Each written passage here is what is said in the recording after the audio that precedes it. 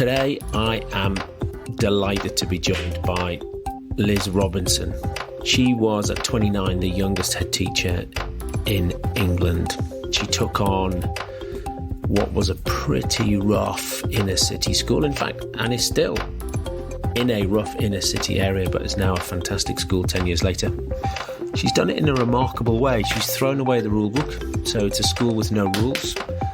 It's all values-based, and we'll get into some of the discussion of the values. She's created personas for those values to bring them to life. I first met her about 6 months ago when I visited the school. I spent some time with the teachers and the parents and the children, and I was just absolutely blown away with how positive and amazing the pupils and the teachers and parents were, given its location in a very challenging environment in inner city London. Let's get on and talk to Liz.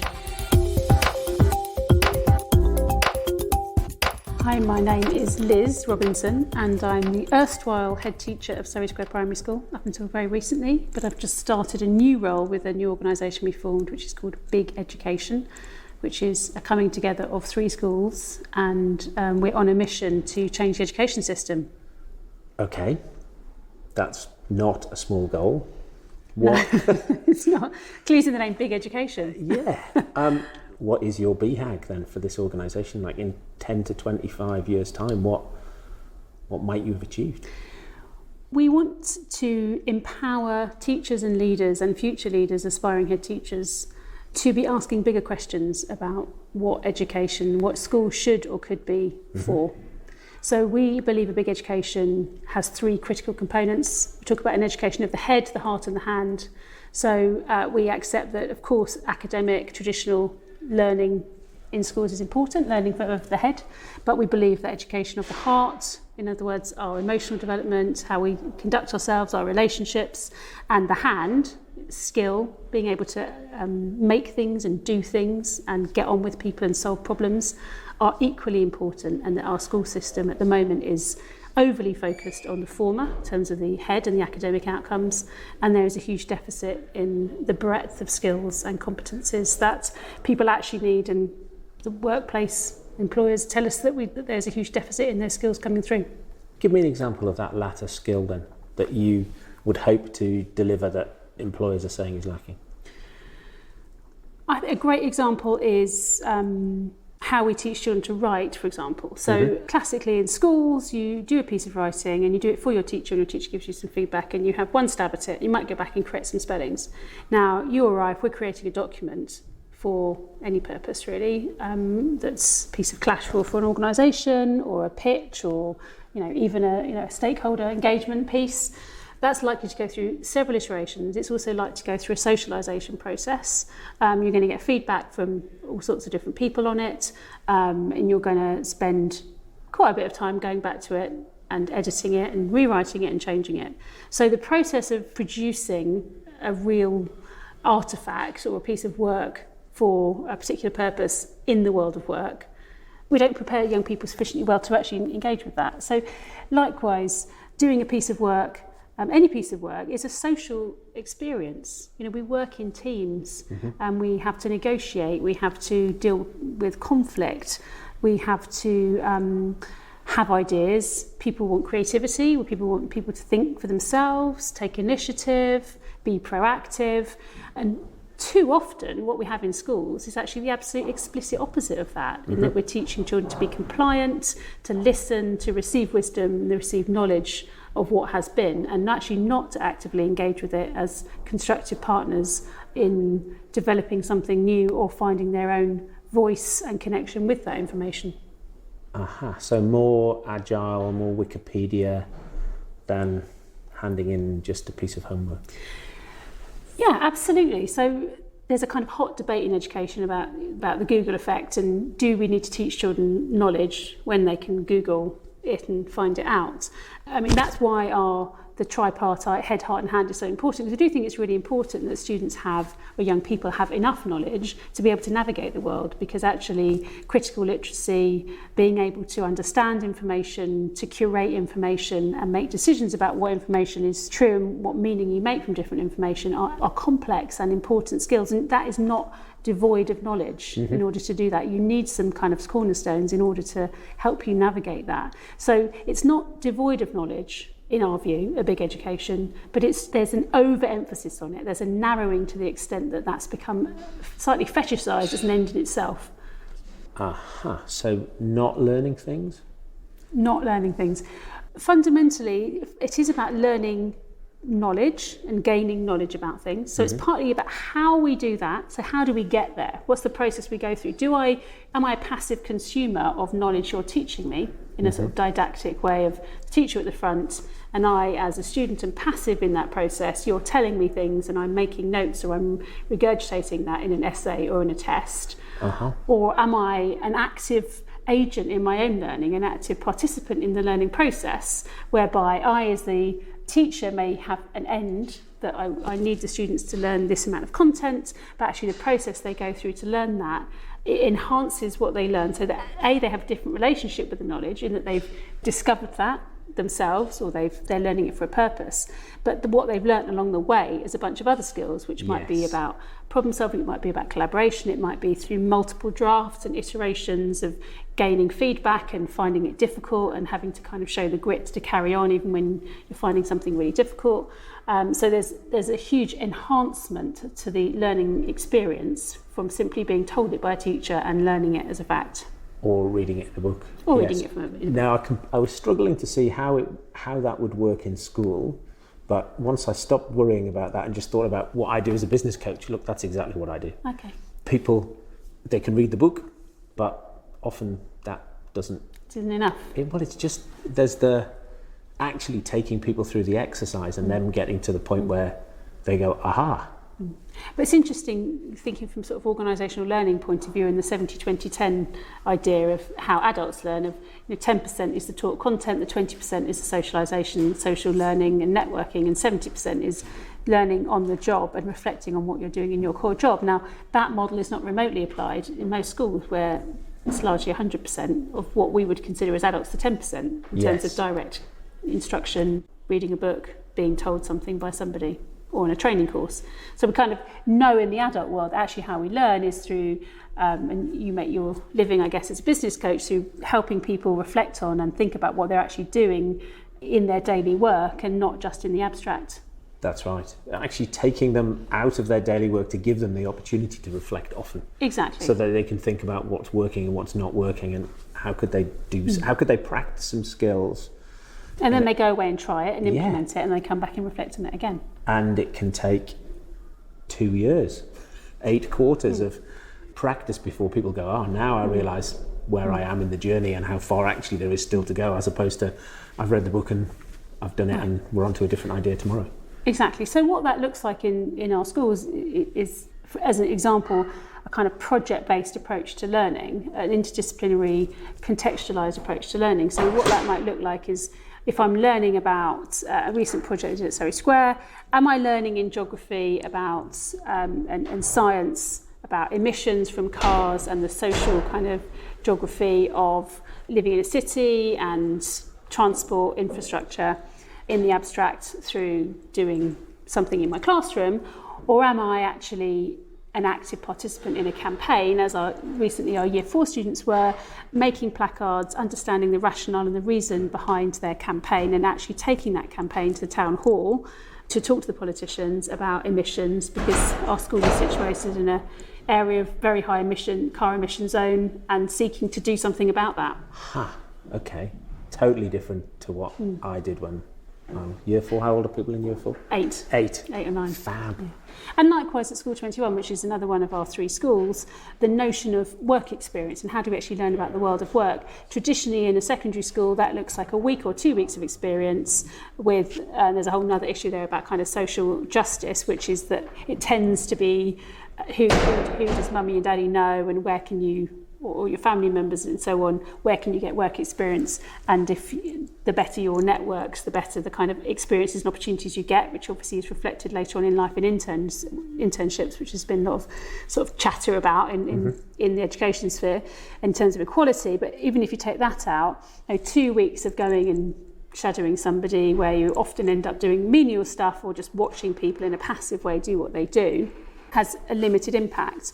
School 21 has taken the view that actually meaningful engagement in a piece of work and doing a piece of work within that placement is the kind of experience that young people need. So they, throughout year 10 and 11, so GCSE years, students actually only take 8 GCSEs. Many schools will do more than that, because in the place of a 9th GCSE, they do a year-long work placement. So the school is connected with hundreds of employers, and the students go in small groups and they do a year-long placement in a business with a real problem to solve. And some of the things they've done have been quite extraordinary, including for a major high street food chain, they redesigned the children's menu from first principles, working with the cooks around costing, branding, the whole piece, and obviously the kind of appeal of it and the brand and the kind of marketing of it. And they actually did that piece of work in terms of the difference in that experience and equipping young people with the skills, the confidence, the experience to actually think about the world of work, whether they're going into that workplace at 16 or 18 or as a graduate. Their experience of the skills you actually need is of a different order. Yes, and long enough to build relationships with some of those adults in that workplace to go, I want to do this job or I don't want to do your job. Yeah, absolutely. Fab. Can I take you back to when you started at Surrey Square? What was it like? Why did you go there? What was this challenge? Because you've been there 12 years? Yeah, I was there for 12 years, and I went there 2006. I was 29. I was the youngest head teacher in the country at the time, and Surrey Square was, frankly, a really horrible place at the time. And did you get it because nobody else wanted it? Well, you could say that. They had already gone out to advert twice. I was the third round, and there was 2 candidates, and I knew the other one wasn't going to get it. So I did have a moment on the interview day. I still remember that, standing up in one of the top classrooms, looking out and thinking, I think they're going to offer you this, Liz. Are you going to do this? Is this it? Are you going to take this on? Because it is. It's on the Aylesbury estate. It's in an area of very high social challenge, very, very complex and difficult issues within the community. It is an interesting place, because when I came to visit you, the taxi driver turned to me and said, are you sure this is where you want to get out of this cab? So it's not... Yeah, there's a lot of challenge. It's not suburbia. There. No, it's not suburbia.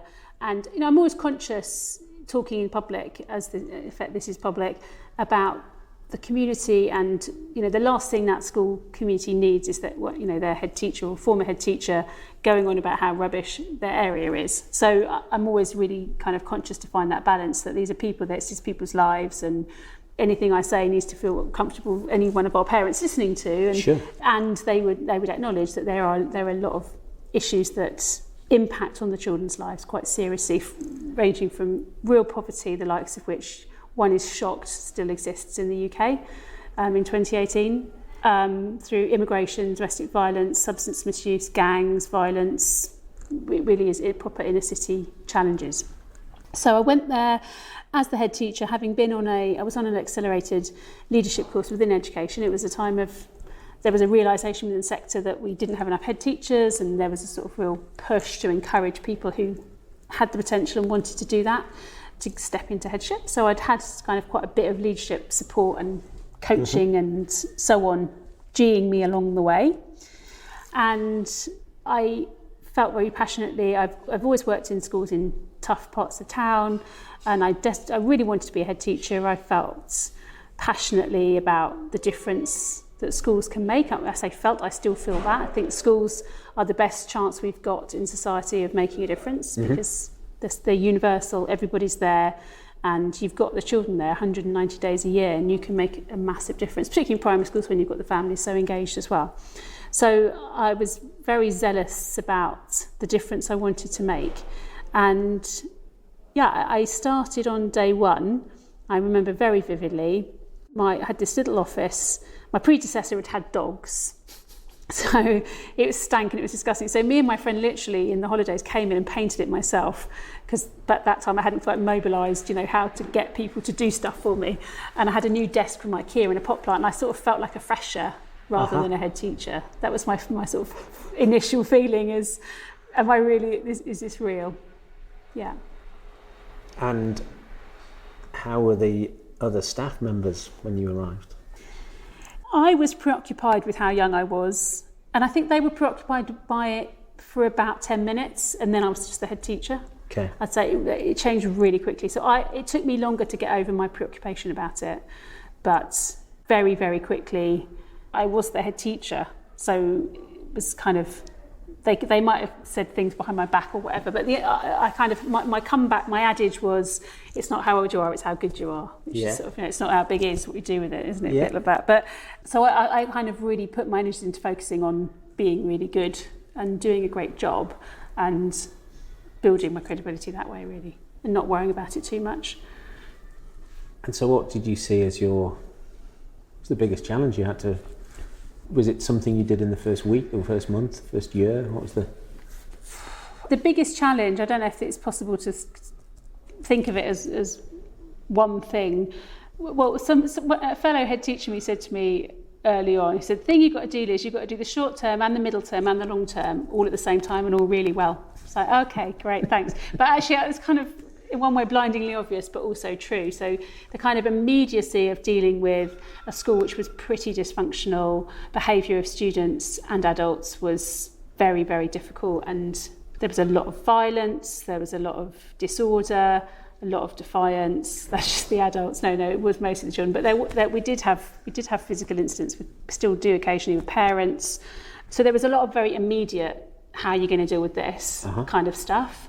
And then the medium term of, okay, I can see these teachers, we're going to have some tough conversations, and maybe you're not going to be here in September, so we need some new teachers. So you're kind of immediately thinking about recruitment, building a team, in that sort of medium term vision. And then the longer term, the building was in a pretty poor state, needed masses of investment, didn't have enough space, we needed new buildings. So the kind of longer term, from the word go, I had the architects in doing some visionary work about what we could achieve with the site, and with no money when the basis on this, but kind of you've got to have the dream, you've got to have the plan.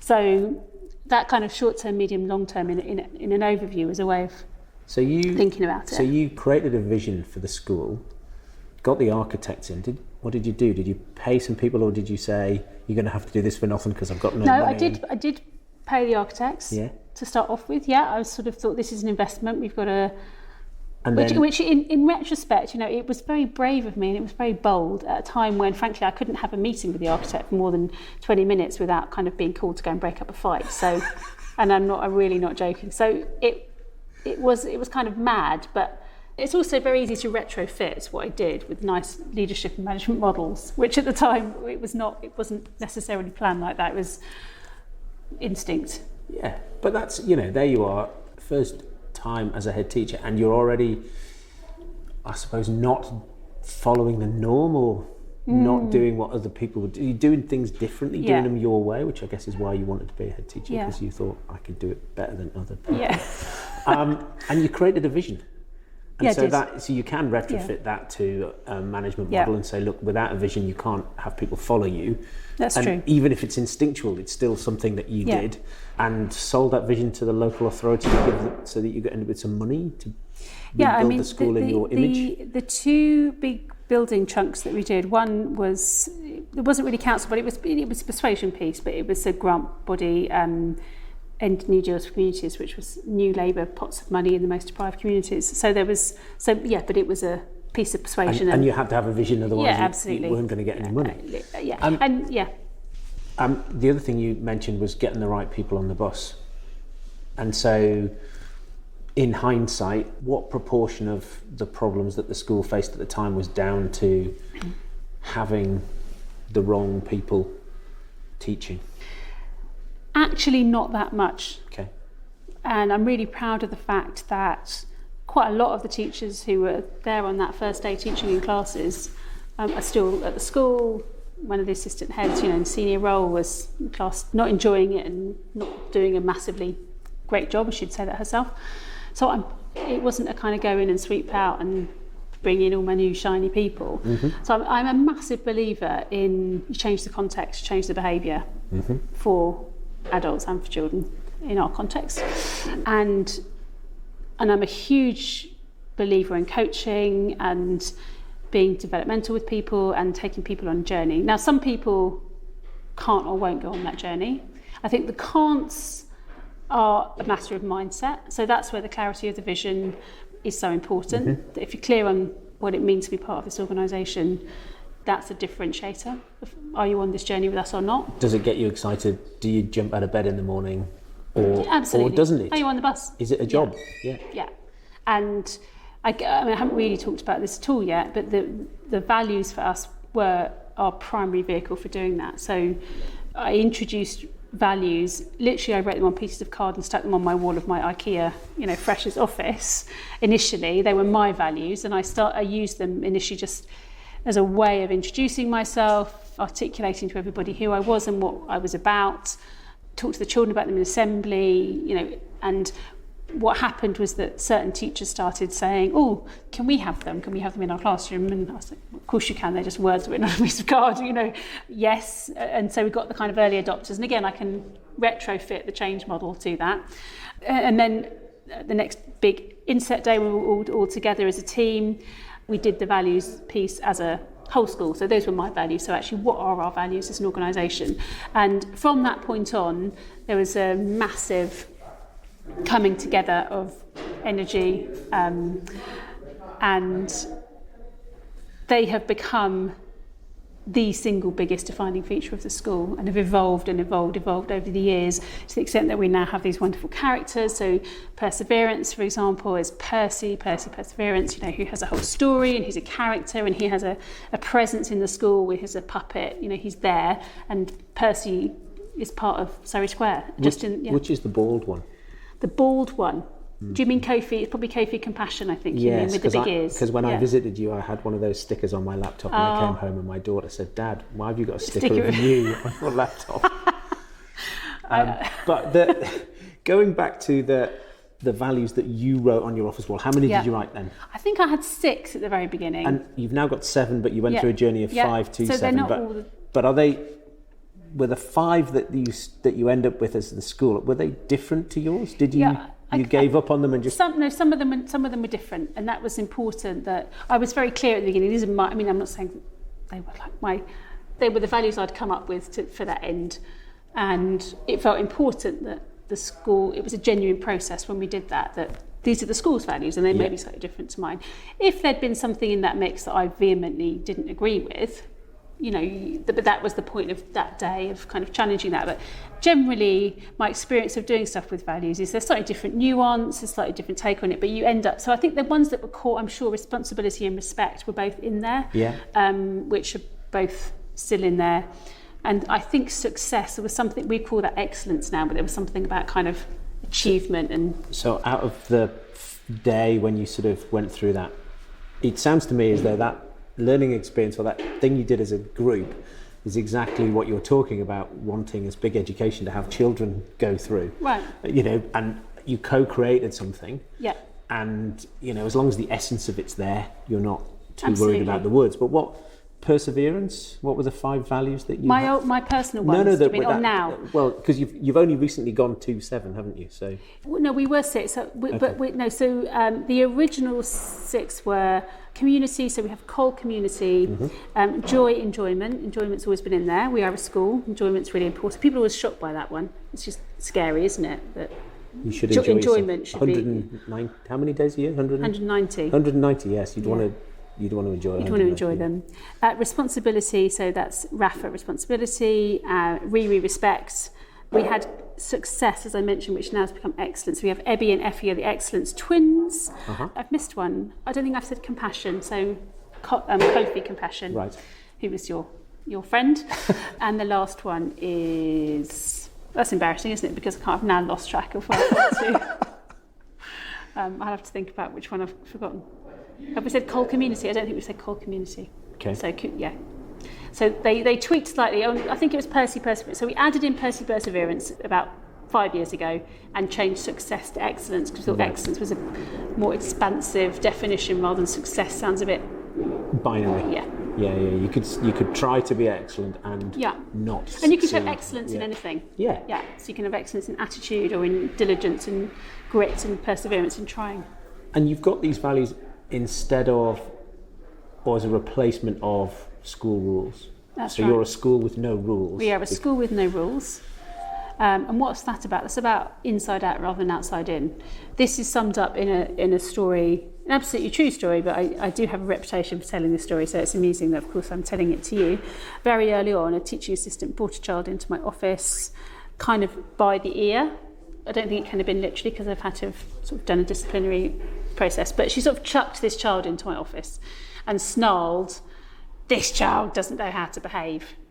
And it was one of those moments when it was a real penny dropping moment, and I thought two things, and one of which was, no, you're absolutely right, and nor do you, because that's not how we're going to talk to or about children anymore in this building, as if they're a piece of unspeakable on your shoe. And the second thought was, no, you're absolutely right, he doesn't know how to behave, and you are judging and criticising him and expecting me to punish him at a point when, in a way that is totally at odds with how we would behave if a child doesn't know how to read. The notion that someone would bring, even the most grumpy teaching assistant would bring in a teacher saying, "This child doesn't know how to read," it just would never happen. Okay, because we understand our job as a school is to help children learn how to read, and if they're finding it difficult, all that means is we have to try harder. And we bring all of our professional skill, our diligence, our love and our commitment to help that child learn to read. We don't necessarily bring that same set of skills to bear if they don't know how to behave. We just expect them to know how to do it, even if they've come from the most dysfunctional and deprived families in the country. So that was the kind of real light bulb of, actually, we need to flip that, because actually we have to see that it is our job to teach them how to behave. So what does that mean if we want to teach them how to behave? How on earth do we teach them how to behave? How do we take that seriously? So we now talk about the mission statement of the school is personal and academic excellence, everyone, every day. So personal and academic excellence, everyone, every day. So personal excellence is, if you like, our curriculum, and the values are the methodology we have for teaching personal excellence in the school. So to show personal excellence is to embody those values. So to go back to your point about there are no rules, no, there are no rules, because a rule is a behavioural descriptor that sits underneath a value. Okay, so to walk quietly in the corridor is a subsection of respect. Because to show respect or responsibility, you move around the building safely and calmly, so you don't disturb anybody else. That's part of how you would show responsibility in your actions. So why would we make a rule that's kind of a subset of a greater aspiration, which is our value to embody those things? So what it means is that the child has to work harder, and they have to think more, and they have to make choices and own their choices and their decision making about how they behave. And we as adults, our job is to facilitate a conversation with them and to support their thinking, so that it enables them to make better choices, or to make choices about their behaviour within a framework. I mean, it's the same to me. You're describing the distinction between, I suppose, principle and policy in lots of organisations where people have a rule which says, where thou shalt not, often written because somebody's done it. 1 or 2% of the population transgressed. So somebody with rule-making capability wrote one, but people can't remember why often.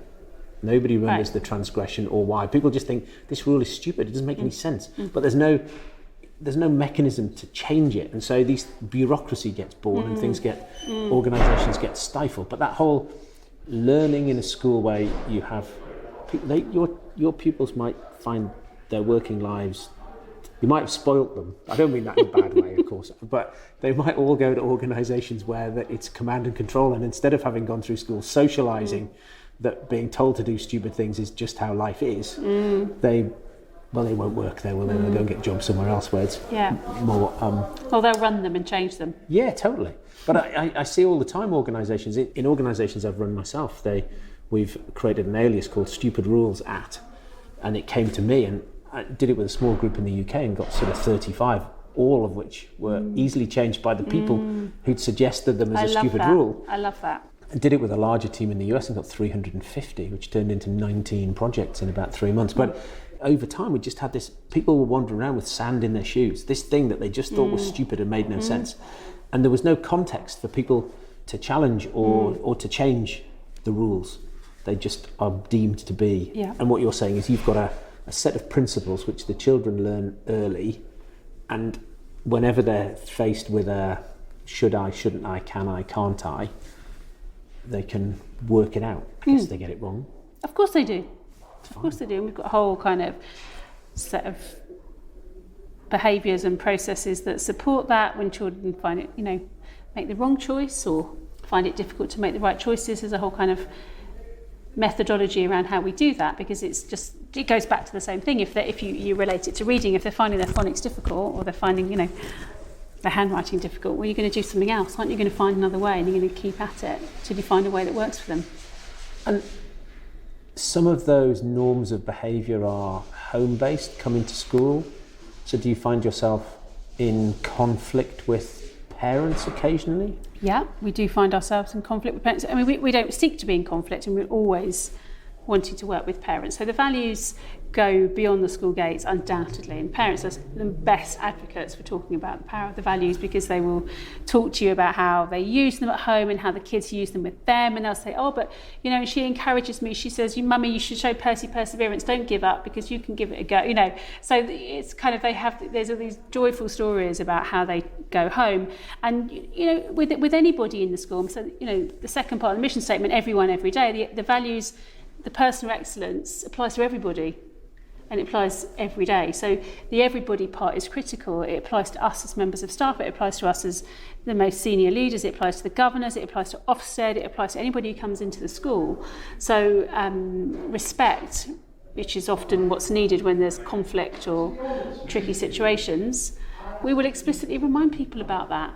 And even if someone's very heated, say, we see you're really upset about this, can we just remember that respect is one of our values, and that we'll work together to try and sort this problem out, and let's just try and do that in the context of respect, because that's something that's really important to us. So they give you a way of externalising the expectation without making it personal of, please don't shout at me. Yes. Look, this is part of our school culture, this is really important to us, can we all please try and remember that when we're trying to sort this situation out, for example. One of the things that I was struck by when I visited you was and I can never remember what the years are, what's the oldest year? Year 6. Year 6. Felt to me as though you've got a reasonably transient population of children. So you've got new starters coming in all the time. And I met some of your parents, and I met some of your teachers and some of the children, and I was struck by the guys who wear the black hoodies, who are the sort of playground monitors. Because two things struck me. One is that I was always the child being dragged into the headmistress's room by the ear, and probably in my case by the ear, and probably deservedly. But also there was, every school I was at, there was always fights in the playground. But you don't have that. You've actually got the pupils policing the playground and also spotting people who are unhappy at playtime. So we've got the fit fun leaders. So the black hoodies actually are all of the older ones, are the year 6s. So that was a sort of pragmatic response a long time ago when we were trying to get them into uniform, and the year 6s thought they were too cool for uniform. So I thought, well, how do we get a uniform that's cool then that you want to wear? So I got them black hoodies, and it was at the kind of hug a hoodie, and it was quite, David Cameron sort of quite anti-hoodies and anti-youth vibe around. So it was got a bit of reclaiming the hoodie for kind of, so the year 6s do have their own special uniform, which is a black hoodie with the school logo on. But then we do have fit fun leaders in the playground. So student leadership is really a very powerful vehicle for both empowering those students, but they have amazing capacity, extraordinary capacity to do things and make interventions which de-escalate things, which sort things out in a way that's actually often much more effective than having adults doing it. And I was struck by the process, again, going back to your vision at the beginning about getting people more involved rather than passive. And what's the process to become a fit fun leader? What do you have to do? Yeah, they have to apply. Yeah. So there's a written application form, and the staff will make it really clear about what the expectations are. There's a job description about the kind of skills that they're looking for, and they have to go through an interview process. Yeah. Yeah, and so it's quite a big deal. And then they have quite a lot of responsibility, and they have a special outfit, and they have a lot of responsibility. So it's quite a serious thing. And give you people to lean on in the school. Yeah. Absolutely, and they are the playground. It just changes the dynamic massively. Because you said not only do they intervene if something's going wrong, but also they make sure that if new starters are lonely in the they corner. keep an eye on people. If anyone is not stuck someone to play with, children know they can always go and ask fit family. But they also instigate play. So playing games. That's always one of the challenges, is getting kind of lunchtime adults to actually play games and instigate games. But of course they do that. So we have this kind of quite a lot of scaffolding to support that in different areas and different zones of different activities. But how do you actually scaffold and support the playground, which for some students can be a very, very challenging time of the day? Yeah. A lot of children find being out in the playground, loads of noise, loads of kids, quieter kids, or, can find that really not their favourite part of the day at all. So trying to really think about being inclusive and making it work for everybody. And then the other group I was struck with was the year 5 who help in the dinner hall. Yeah. Tell me a bit more about them. Well, again, it's kind of, how do you empower students to be involved and take responsibility and be part of the organisation of the school, as opposed to just being passive recipients. So they do the lunchtime jobs, not necessarily the most glamorous, but they absolutely love it. So they wipe the tables and they help with the scrapes, scraping the plates and wheeling the trolley over to the kitchen for the washing up to be done and serving the salad, and they absolutely love it. And they volunteer to do it. And they volunteer to do it. Oh yeah, it's a really high status thing to do. But again, so it's like different horses for courses. Some children wouldn't want to do that. Some children who are quite happy not to be out in the hurly-burly of the playground and kind of like being in there and being around the adults and having that kind of socialisation. Yeah, they really But I was enjoy also it. struck again how it solved a problem for you with the transient population, or maybe you've got somebody coming from overseas and the food that you're serving at lunchtime is foreign, or maybe eating it with knives and forks. That whole. It's much easier to get that from a peer rather than from an adult. Yeah. You're going to feel less intimidated. Yeah, absolutely. Yeah.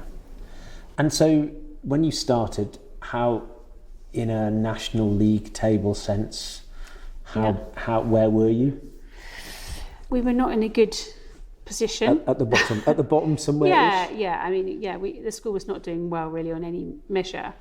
It was a bit like Hammer House of Horrors, really. The day I got the job, I took my parents to get to the school. You have to sort of drive underneath some of the huge tower blocks to actually get into the estate, to get into the school. So it's quite, if you're not used to being in that sort of environment, it's already quite sort of edgy. And I got the job in November, and I took them there one evening. It was pitch black and it raining, and there was razor wire literally along the whole of the front wall when I first started, and a big double entry gate system like you have to get into a prison.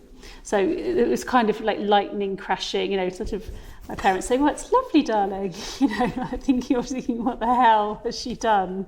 This is sort of so I've forgotten what the question was now. How bad was it when you started? How bad was it, yeah. So the kind of metrics, I don't talk about the kind of external metrics because it's not really what mostly interests me, because it only measures certain things, but that the children do exceptionally well. So last year we were in the top 2% of schools for the amount of progress the children made nationally, but that's measuring English and maths core stuff. So they do exceptionally well on that. And Ofsted say we're outstanding, but again, Ofsted isn't why we do it, and Ofsted and those league tables only measure a small part of what I think a school should be about. So it's great that we hit those measures, and we should hit those measures, but there's a whole bunch of other stuff that really matters to us as well. I was struck by my experience of primary schools is somewhat limited, but given the sort of social deprivation that you're in the middle of, how happy and engaged both the pupils, the teachers and the parents were. And you obviously speak to lots of head teacher colleagues or visit lots of other schools. Is that very different to other schools in similar circumstances still? Yeah, I mean, there's lots of great schools, don't get me wrong. There are other people doing great work in great schools. Of course there are. I think one of the things that we've worked really, really hard on is the culture, partly through the values, but one of the issues we have across the education sector is the heavy, heavy weight of accountability as judged by that very narrow set of outcomes. So that weighs very heavy on us as a sector, and it drives some unintended, sort of systemically unintended, but very pervasive negative behaviour through leadership at all levels, through local authorities and MATs, sort of top-down, total command and control. So that can pervade, in the interest of, inverted commas, driving up standards, improving standards of reading and writing, and maths, which is of critical importance. That as a sector, we're in danger of throwing the baby out with the bathwater, or whatever the right metaphor is, in the sense of we're driving that so hard that we're marginalising other things, and the other things that probably would help us actually get the thing we were trying to get in the first place if we gave them enough care and attention. So things are being so squeezed, budgets have been cut massively. There is the funding crisis in schools is very real and is going to get worse. Real-term cuts, we faced real-term cuts of about 8% in our budget. So that's real stuff. There's only so many times you can kind of find efficiency savings. We're pretty efficient actually already. So there are a lot of external pressures, systemic pressures, and that does sadly manifest itself down to classroom level, teachers being stressed, and the kids who are suffering the most are the most deprived, those with SEN, those who don't fit, the ones who need the most love and nurture but the hardest work. There's all sorts of shocking statistics around exclusions, children being off-rolled before GCSEs because they don't count in people's figures, because everyone's become so obsessed with those metrics that it's driving a lot of... How do you manage to avoid the command and control pressure that obviously some of your colleagues in the sector are succumbing to? I mean, the bottom line... You're focused on something else which gives you great results as opposed to the results, and therefore you're able it's not that we don't focus on it at all. We do. The mission statement says it is personal and academic excellence, everyone, every day. So it's about both. It's about both, and it's about balance. But it's about leadership being bold enough, strong enough and clear enough about what you're doing to be able to resist certain things, to be able to shield the organisation from certain things, to have broad shoulders, to have that sort of deflective, protective relationship with the organisation. But we've also thought so what's happening a lot in terms of the top-down accountability is that head teachers are recreating that exactly kind of top-down command and control within the organisation, because they're subject to it. And this is the irony, they're subject to it and they hate it and they berate it, but they then behave in exactly the same way within. So we have thought extremely carefully and totally redesigned how we think about quality assurance and how we think about professional learning and improvement, so that teachers are totally in the driving seat of their own improvements. We call it flipped quality assurance. So the idea being that teachers own their own professional development and their own learning, and that is triangulated and supported by leaders and other colleagues in the school, but not directed by them. Right. So it's very structured, but culturally that's a really big thing. So when I'm thinking about my own performance as a teacher, the first person who gets to make a comment about my practice is myself. And I get to share my own reflections with other people, and they then triangulate and see, do I agree with that reflection? Or have I got anything else to add? But that's a very different experience from most teachers who are still subject to the head teacher telling them how they're doing. Yeah. Which isn't, you're never going to be able to get what your mission is in terms of the school and the way the pupils learn if the teachers are being managed in a totally different way. What are the things, if you had a magic wand and you could get the things that you've done at your school rolled out nationally? The values are obviously one. Yep. That command and control, teacher-centred development, ownership of your development. What are some of the other things that you wish that everybody else did that you do? Well, the value, what do the values represent? So there's two aspects of it. One is the commitment to a broader education, a more holistic education, and the genuine commitment to seeing that through. So one part of the values is the fact, how we actively teach them. They have lessons, their personal excellence lessons. And we've developed an assessment framework, kind of competency-based assessment. So how do we actually see that I'm making progress in my ability to persevere, which is quite sophisticated. And in terms of, you talk about metrics. As a pupil in your school, how do I know that I'm developing perseverance? Well, you have a personal excellence journey book, which has the characters, of course, in it. And for each of the values, there is a progressive set of statements, which are increasingly difficult, around what it means to show perseverance. Because very often, actually, value stuff in schools, possibly in other organisations as well, becomes binary. I'm either showing perseverance or I'm not showing perseverance, which is, of course, lacks nuance, because there are varying degrees. So if you think about it from the point of view of a 3-year-old who started in the nursery, what's the first steps in showing perseverance to be able to get to a point where, as an 8 or 9 or 10-year-old, I can repeatedly redraft my work and take the feedback and go back to the drawing board, as we as adults have to do, and say, okay, I need to rethink that, I'm going to rewrite that. That takes a level of resilience and perseverance which is quite sophisticated. But what does that start off looking like? I give it another go when I failed. I can manage my feelings when I can't do something, or I found it hard, and I can understand and recognise and manage my own feeling of disappointment or whatever. And then what's the next step is, being able to give it another go, being able to hear feedback in a positive way and take that on board, go back to something and have another go. There's stages, aren't there? To that. And you're right, and often in organisations, even those that have got values, that nuance is not there. I've seen it done very well in a number of organisations, but mostly not. Well, I think it's really interesting to move beyond the binary in it. And you can take that for any of them. Showing compassion is very basically, can I sort of listen well? It's one part of showing compassion, isn't it? Can I listen well without putting in my own information? Through to can I really show sensitivity and understanding cultural differences, even when our cultures kind of sometimes at odds with each other at a sort of theological level potentially. So it's quite sophisticated. There's degrees of it. So that's to answer your question. By putting those metrics around it and developing our, it's not scientifically validated, but it is got a lot of thought to it and it's got rigour to it in our own internal kind of benchmarking.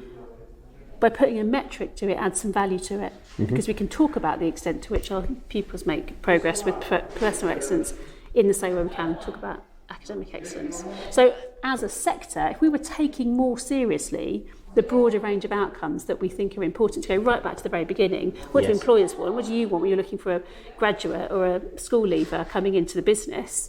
You want people who can think, who can be proactive, who can research intelligently, who can find stuff out, who can get on with people, who can manage themselves. If we take some of those core skills back into school and start to think, well, what's the implications of that for what we teach and how we teach it, then we're starting to have some more meaningful conversations. Fab. If you went back in time, what would you do differently? Ooh, good question. One thing I would say is I would have taken more photos of Surrey Square when I first arrived, because I haven't got many and people don't believe the stories. So there'd be a bit about capturing the journey a bit more along the way. I've really tried to live without regrets. So I've learnt an untold amount along the journey, but I don't there's not that many things I'd go back and change. There's no rewind button. We can't go back and undo it. But how do we sort it out, and how do we learn something from it going forwards? And how do you celebrate success? Personally or in the school, do you mean? Either. How do I celebrate success? I was only struck because often when people who aren't thinking about looking backwards at how far we've come often find celebrating success along the journey difficult too, and I just wondered whether... No, I think it's interesting. We literally had, especially in the early days, we called it a success book at the time. Success, one of the values. It would now be our excellence book. We had a sort of A2 book, and I would stick in the dark days of grindingly moving the school forward, anything positive that happened, would kind of print a picture and write a bit up and stick it in. And it was this success book that sat in the kind of foyer of these are all the great things that are happening. So I think organisationally, from a leadership perspective, I've been good at telling that story and celebrating the small stuff and celebrating the journey of success. I think, internally do I recognise my achievements and enjoy what I have achieved? I think, yes, I do. I recognise my achievements, and I know that only I know what it's taken to do what I've done. You know, other people around me know that to some extent, but I kind of know that internally, that I know what I've done and what we've achieved. Does that mean it's always easy being me and I'm, you know, not constantly thinking about what we can do better and what I can do next? And I think you know the answer. If people were going to read one book, what's your book recommendation? Cool. Difficult question, because lots of things. So I get You can have more than one. couple of. I mean, and I don't. They mind. don't always need the whole book reading. But I love Daniel Pink in terms of empowerment. The book Drive, Purpose, Mastery, and Autonomy. That's really powerful. Intrinsic motivation, and the need for all those three things. That sits with me a lot. Carl Rogers on Becoming a Person, which is he's a person-centered psychotherapist. Which led to kind of client-centered coaching approaches, which is a massive advocate of, and practitioner within, which is again which is an empowerment model. And the last thing, because it's the end of our mission statement, everyone, every day, the everyday bit, I love Atul Gawande, Better, which he's an American surgeon, and he talks about one particular piece of work he did where he saved hundreds of millions of dollars and decreased reinfection rates by this extraordinary amount by this one intervention, which was getting everybody to wash their hands in the way they should do every single time. So that kind of diligence piece of every day, do it every day. And I think, we know what works for our children. If we do that with our best hearts every day, nobody can ask anything else from us. Fantastic. Liz, if people want to come and visit the school, can they come and They visit? certainly can. And how do they get a hold of you do they have to get a hold of you to do that? Website, Surrey Square website, find us on Twitter, or come via you, and I'm not that difficult to find. Fab. Liz, thank you very much indeed. You're welcome.